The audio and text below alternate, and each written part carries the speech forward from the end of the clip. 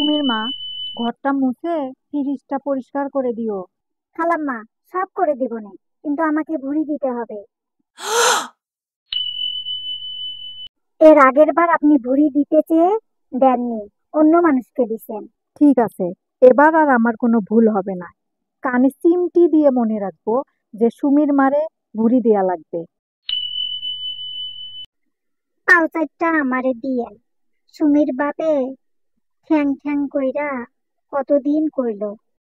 ঠিক আছে, পা চারটা নিবা নিও, সমস্যা নাই।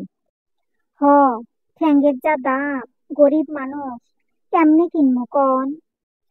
আর একটু লেজ, ফ্যাপসা, কলিজা এগুলোও একটু দিয়েন। তাহলে এক কাজ করেন, সম্পূর্ণ গরুটা আপনি নিয়ে যান। আপনার যা যা লাগে সবকিছু নিয়ে তারপর আমাদেরকে পাঠাই দিয়েন। সেটা ভালো হবে না? শুনেন আপা, এগুলো আপনি কি বলেন? আমরা গরিব হই, কিন্তু এত লুভি না। লুভি মনে করেন না। এই, তুই এখান থেকে পটর পটর না করে চলে যা। তোকে এখানে কথা বলতে কে বলেছে? জানি গো জানি, বড় লোকেদের মন খুবই ছোট। ওরা ফ্রিজ ভরায় ভরায় রাখে, গোস্ত নষ্ট করবো, তবু কাউরে দিব না।